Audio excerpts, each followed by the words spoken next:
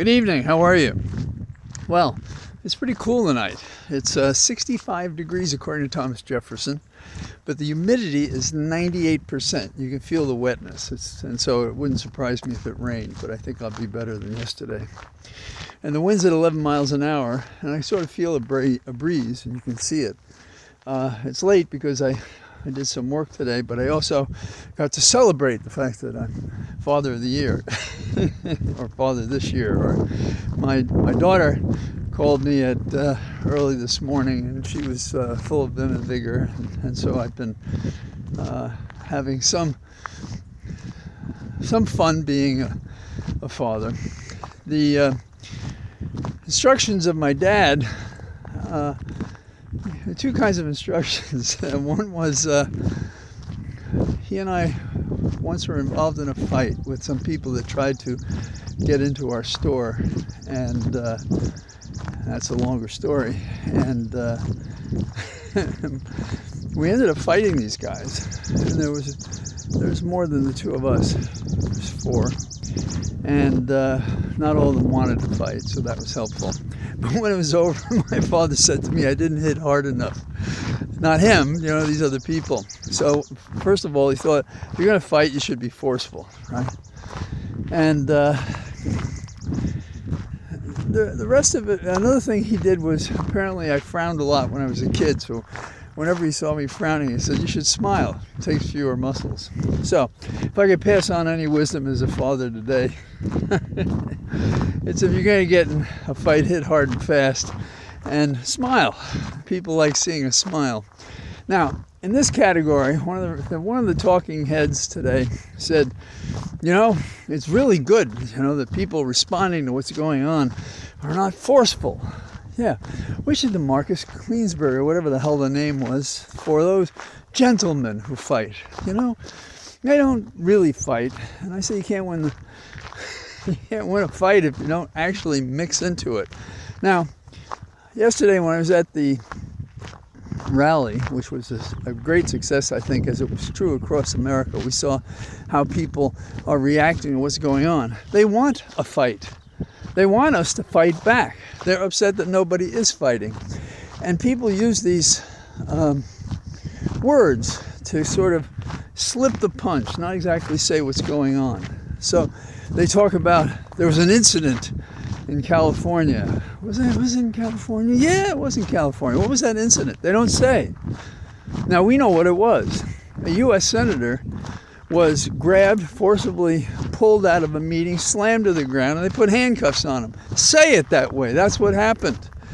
And talk about the reaction of those people that, are not as polite as we. The Speaker of the House said maybe he should be tarred and feathered. Maybe he should be censured. This is the language of our current politics. And in the case where you have them saying things that are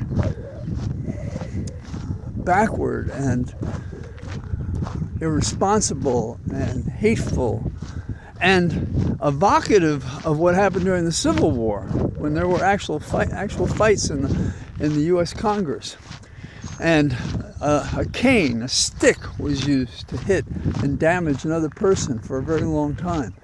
So, as a student of history, let's not go there.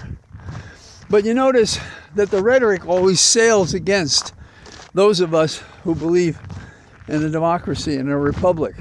And that's why, in my opinion, two families were shocked that some person posing as a law enforcement officer tried to kill them, and did kill one couple, and the other couple were waiting upon. So when people say, oh, don't fight, can't we get along, all this kind of bullshit, fight. I don't mean don't fight the way they do, fight with the truth. They fight with the lies. That's one of our best weapons. Or if we conduct ourselves in the right way. How many people would have felt like fighting when the U.S. Senator was there? But I mean physically fighting. And he used his wits because he knew he was bigger than the guy who was pushing back on him. And maybe it didn't cross his mind, but it would have crossed mine that I could take this guy. But he didn't do it. I think he could have. But he didn't want to be in a melee. He stood his ground and he fought with peaceful weapons. He resisted them by explaining his legitimacy. He didn't say this at the time, but he was brought there by the FBI. They opened the door for him. He was in the room. He identified himself by name. He had the fact that he was a senator on the jacket he was wearing. Still, they took him out, and when they took him out of the room, that wasn't enough. They pinned him to the ground, and I thought one officer was aware of how it looked if he used his knee to hold down the senator. And he acted like he was going to do it, and then he didn't do it. But still, they took this man in this bizarre position, and they cuffed him to the back with his face down on the ground. They did everything they could to humiliate him, but he was proud. He fought back by the conduct of himself, and then he described it as it was afterwards. That's why America is resounding with a fuel to fight, but to fight that way, to fight smart, to model ourselves on Gandhi, peaceful resistance, truth force. That's how we win this. You know, saying somebody should be tarred and feathered, that's not something like a costume. The person dies when you cover them in tar and feathers. And usually it preceded a hanging or a beating publicly. And censure of the man who was the victim puts the finger on the Republicans. I don't know if you've noticed this or not, but there have been stories lately highly questionable. And you correct me if one of these is true. That the senator, the governor of California, Newsom, announced he was running for president. This was circulated. It's not true, I don't believe. I can't find it anywhere. Why would you do that? There's talk about one of the president's sons being in combat and being hurt. Okay, that's not true, as far as I can tell. So what's going on? I think that there's a campaign to spread stuff that the maggots think will resonate with the public who are critical of the maggots, and then they'll say, see, that was false, you just made that shit up, as if we made it up. Okay, maybe that's too complicated to say, but that's what I think is going on. Now, I think we don't have enough members of Congress and the Senate going to the rallies. Why is that? Chants at a rally are not enough. And we have to be careful. And I don't mean to put anybody down here, but there was a question how many people were at our rally in Leesburg, Virginia. And there had been a call by the police to be careful when we were in the 1700 range, because it is a contained area. And if you saw any of the pictures I posted, you saw that was pretty full. Now, in the end, most of us thought the crowd was probably like 2,200. But one of our speakers said it was 4,000, and it certainly was not 4,000, because I've seen enough people there. If our ally is the truth, we have to stick to the truth. If we're wrong, we have to admit it, but we should be careful to say what's true, what we know to be true, so that we're not discredited. Now, the talking heads are talking about Israel attacking Iran. Now, experts, including the former Prime Minister of Israel, was interviewed today, and he explained there is no way that Israel can destroy the atomic nuclear program in place and growing in Iran. And one of the reasons is it's so far underground that they'll never get at it unless they use one of United States super bombs. And the Prime Minister predicted that if Israel kept going, and Netanyahu's just the guy to do it, that the U.S. would have to come in to close the deal. But even then, it would only delay what they're doing. And that means there are two approaches for Netanyahu. One is he continues to have a classical war while he tries literally to take over Iran and then has the materials himself.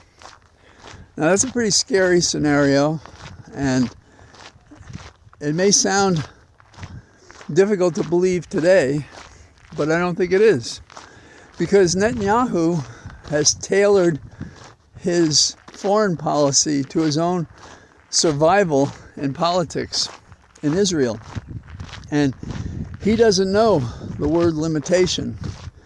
And he has exaggerated, according to the scientists out there, what he can do alone, and even what he could do with America. Now, I say, the devil to all of them. But I see no reason to put us at risk for this extreme approach when A, the nuclear weapons are not ready and may not be, and they've never said they would use them, but now Israel has given them a focus.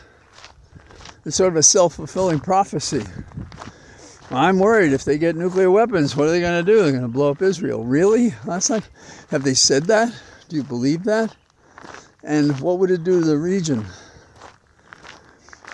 We deal so much in fear these days, and ignorance, and ignoring science, and lying, that who can say what the risk is?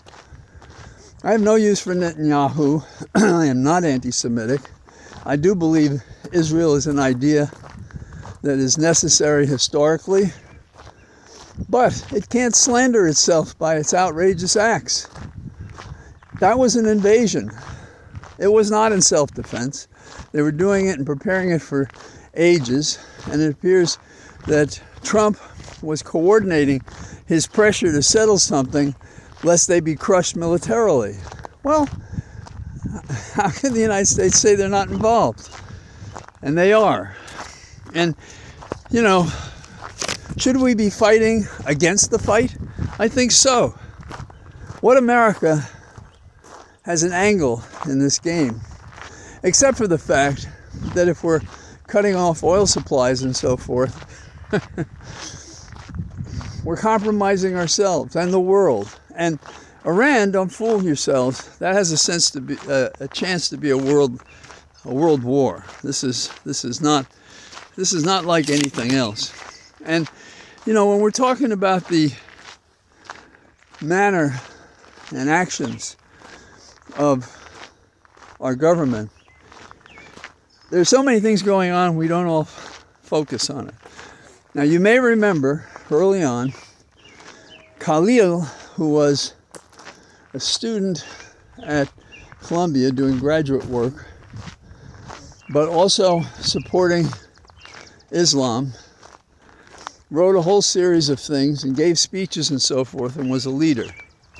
So they canceled his ability to be here by just vacating the documents necessary for him to be here legally.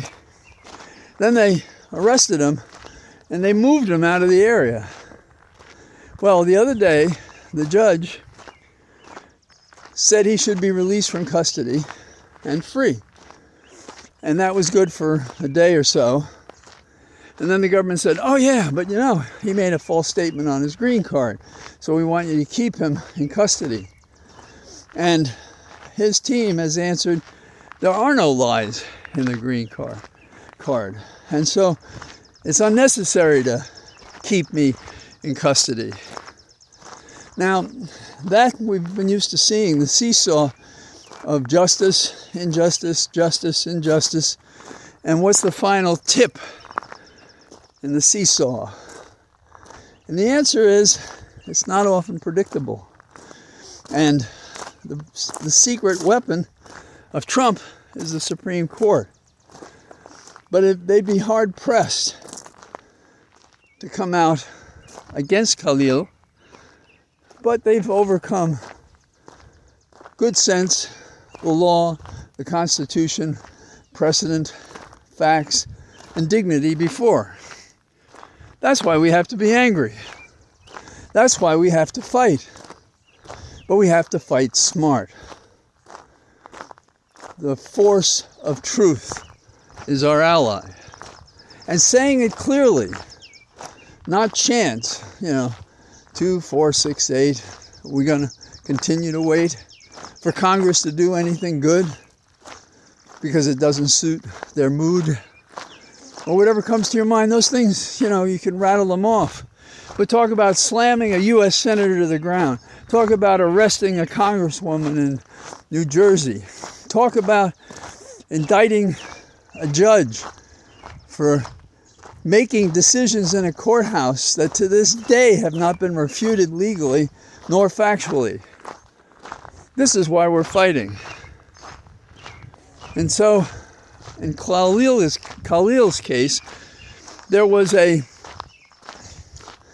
Australian writer who wrote about what was going on with the demonstrations in support of Islam, in support of and in opposition to Israel. And they met with him, they debriefed him, and they kicked him out of the country. Now this harkens back to what John Adams did. John Adams is responsible for the alien and sedition laws. And while he did not invoke the alien laws, he went after the Jeffersonians, and the reaction was terrible to that. And that's why he didn't have a second term. He was so pissed off at his once ally and friend Jefferson that he wouldn't go to Jefferson's inauguration when Adams was not reelected, and Adams left town the day before. We have people saying on the air, has there ever been anything like this? He says, oh, no, there's never been. There has been.